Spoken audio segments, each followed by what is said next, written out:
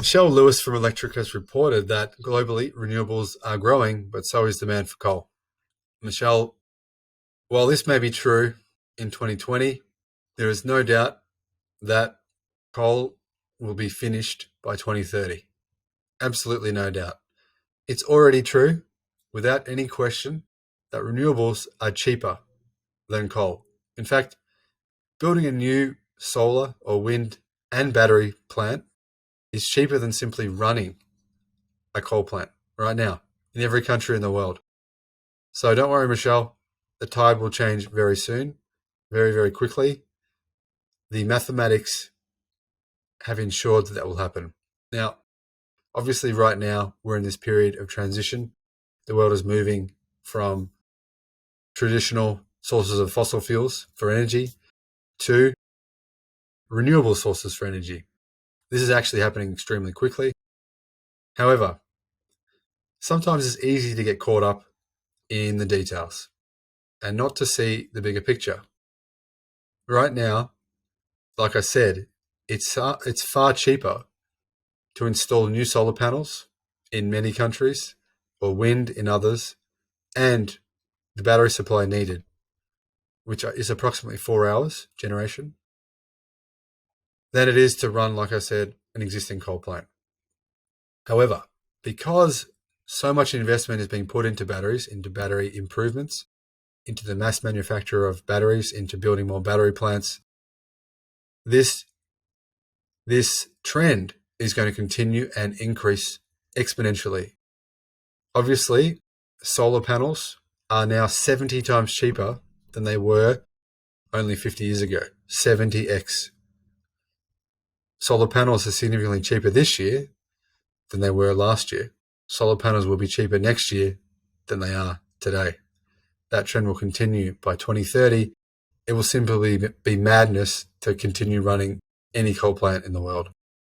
So, not to fear, everything is changing. Don't worry, Michelle. We're going to get there.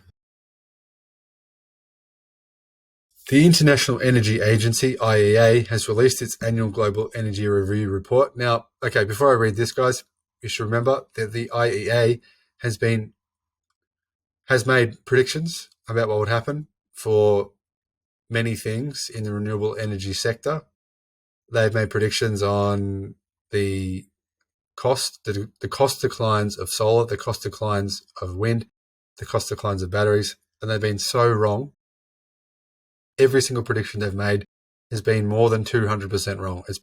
They've been absolutely ludicrously wrong, and they continue to be wrong. They don't seem to be interested in acknowledging the fact that they've been so wrong and actually thinking about changing their predictions.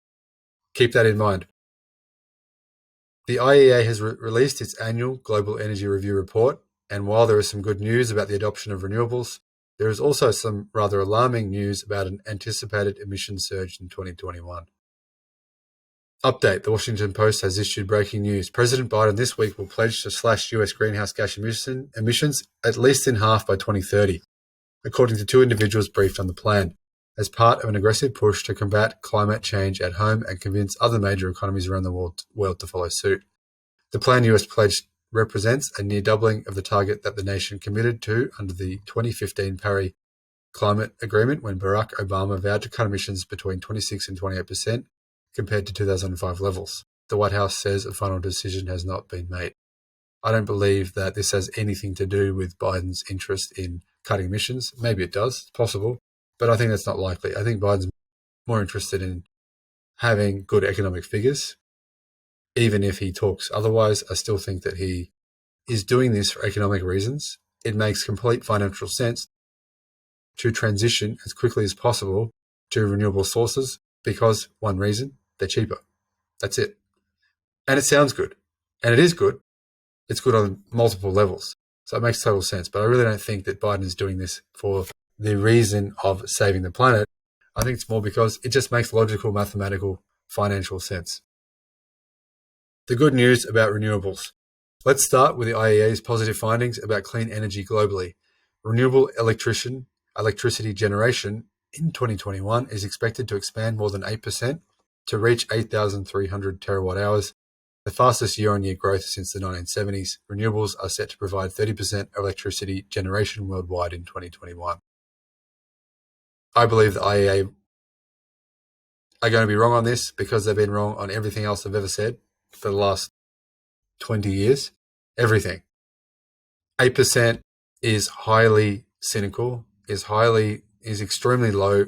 I believe you can double that figure and you still might be understating the growth of renewables in 2021, but a minimum of double. A minimum of 16% growth renewable energy sector in 2021 is guaranteed. Solar and wind are set to contribute to 2/3 of renewables growth. China alone should account for almost half of the global increase in renewable electricity in 2021, followed by the US, the European Union, and India. Wind is set for the largest increase in clean energy, growing by 275 terawatt hours, or almost 17%. China is expected to generate 600 terawatt hours, and the United States 400 terawatt hours through 2021, together representing more than half of global wind output. Now, that 400 terawatt hours is extremely impressive for the United States, considering they have about less than a quarter of the Chinese population, and yet they should provide 2/3 of the wind generation that China will be providing. So well done to the United States on wind generation, and I can see that figure only improving dramatically as more and more wind farms get built in America, and as the cost of wind generation continues to decrease at a very quick and rapid pace. Globally, solar is expected to increase by 145 terawatt hours, almost 18%, to approach 1,000 terawatt hours in 2021. China, pictured above, will continue to be the largest solar market, and US adoption of solar will continue to grow. Hydropower will also increase, as will bioenergy, the IEA concludes. Increases in electricity generation from all renewable sources should push the share of renewables in the electricity generation mix to an all-time high of 30% in 2021. Combined with nuclear, low-carbon sources of generation well and truly exceed output from the world's coal plants in 2021. Let me repeat that, guys. Combined with nuclear, low-carbon sources of generation well and truly exceed output from the world's coal plants in 2021. Just imagine where we'll be in 2031. The bad news about coal. Coal use may be rapidly declining in Europe and the US, but that's certainly not the case in China. Global coal demand declined 4% in 2020 due to the COVID-19 pandemic, but the IEA expects coal use to rebound strongly in 2021. The IEA reports global energy demand is set to increase by 4.6% in 2021, led by emerging markets and developing economies, pushing it above its 2019 level. Demand for all fossil fuels is on course to grow significantly in 2021, with both coal and gas set to rise above their 2019 levels. Oil is also rebounding strongly, but is expected to stay below its 2019 peak, as the aviation sector remains under pressure. The expected rise in coal use dwarfs that of renewables by almost 60%, despite accelerating demand for renewables. More than 80% of the predicted growth in coal demand in 2021 is set to come from Asia, led by China. Coal use in the United States and the European Union is also on course to increase, but will remain well below pre-crisis levels. I strongly disagree with this prediction from the IEA, and I think the IEA full of complete bullshit. This prediction is just ludicrous, and I would be absolutely shocked, absolutely stunned if this was true. I believe that global use of coal will actually decline in 2021. I think the IEA will be wrong once again. If they're right on this, they'll have been right for the first time on any prediction they've ever made. Just think about that. Electric says the result of this strong coal rebound is a projected surge of carbon dioxide emissions by 1.5 billion tonnes in 2021, the second largest increase in history. That's an increase of almost 5% this year to 33 billion tonnes. Like I said, not going to happen. Electric's take. An IEA executive director, Faith Birol, said, unless governments around the world move rapidly to start cutting emissions, we are likely to face an even worse situation in 2022. The Leaders Summit on Climate, hosted by US President Joe Biden this week, is a critical moment to commit to clear and immediate action ahead of COP26 in Glasgow.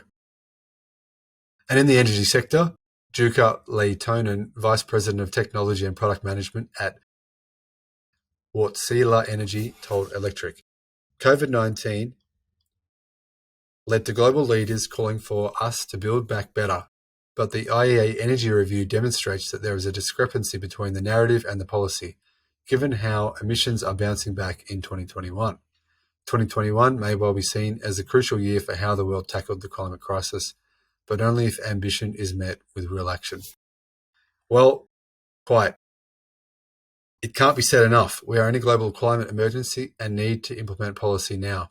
The fact that China, the number one polluter, and the US, the number two polluter, agreed to collaborate to fight climate change in the last few days is a good start, especially considering the tensions between the two countries on many, many other matters.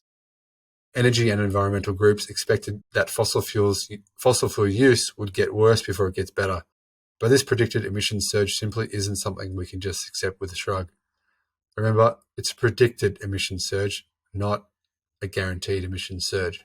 Like I said, I don't believe it will happen, simply because of mathematical factors. If you as a state, for example, need more power and you have put a tender out for a company to supply that power, and the tender comes in at the cheapest, who are you going to accept? The tender from the coal company, which will be higher than solar or wind, or the tender from the solar or electric company will be significantly lower. Now, in 2019, the average global solar tender was 2 cents per kilowatt hour. Now, obviously, solar panels have reduced in price significantly since 2019. So we can predict that further solar tenders might be around about 1.5 cents on average globally, as they were 2 cents on average globally in 2020. Therefore, solar is getting cheaper. Coal either stays the same or becomes more expensive.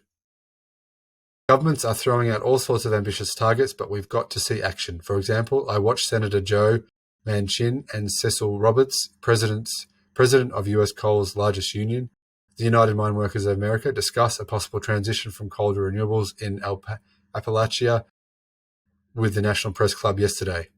It was an important and intriguing conversation.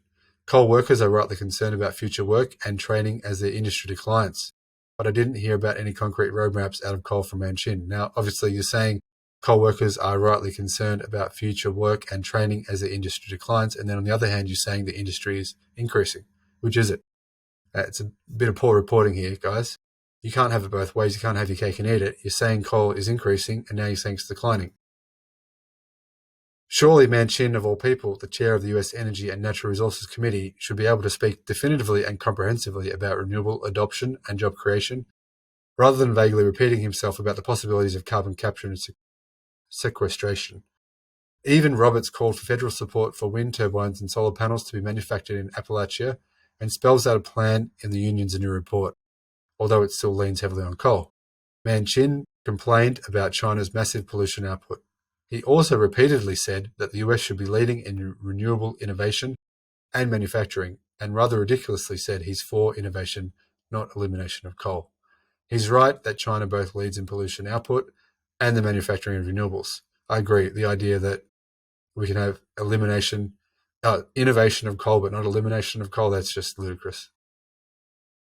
So I'd like to see Manchin throw his full weight behind Biden's infrastructure plan to eliminate fossil fuels and get his constituents clean energy jobs, and then support effective collaboration with China to get both countries off the coal path. There is no more room for hedging. Coal must be ditched by everyone. I really don't think this kind of rhetoric is really necessary. I totally understand where Michelle is coming from. She's afraid of global warming, as many people are. However, I believe when you look at the mathematics, the economics of renewables, you realize that the path to global complete adoption, 100% adoption of renewables, is going to happen just as quickly, if not more quickly, than global adoption of the electric car. And the reason for this is purely mathematics. People who purchase power, people who build power, are more interested in mathematics than are car owners.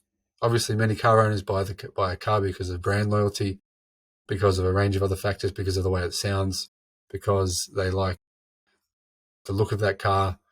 There's lots of factors that go into buying a car, but there's not many factors that go into building a new power plant. The main factor is cost. The main factor is cost. And because the cost of renewables is constantly declining at an incredibly rapid rate, and the cost of non-renewables is increasing, therefore the world will transition to renewables much, much faster than the IEA has continued to incorrectly predict. Our most popular comment comes from Javane. Stop buying things from China, but that's nearly impossible for the average American. Yeah, that's true. It is impossible. The English settlement looked at my carbon grid app the other day and was shocked to see that coal is providing 3.6% of UK electricity power requirements at 7:30 a.m. The wind power was low and the solar hadn't really chimed in as yet on a very sunny day, plus there was little battery backup. This output is pretty much from one remaining massive coal power station, Drax. France was providing 6% of our power, undoubtedly through nuclear fission. Even though we have enormous wind power, we need to expand our offshore wind, which is 99% there always. We're a windy island. Let's make the best use of it. Well, the UK are doing a lot to expand wind generation. In fact, they're making the world's largest offshore wind plant very soon. That's already underway. Don't worry, buddy. The English settlement, very soon, 100% of English power generation will be renewable. That's a guarantee. I would say within 5 years, in fact. Guys, thank you for listening. I hope you've enjoyed this. Now remember, things are moving in a very positive direction for renewables. We can avert climate change, and I believe by 2030, 100% or at least 99% of global energy production will be renewables, simply because they will be so much cheaper to use. Putting all coal power plants completely out of business. It's going to happen really quickly.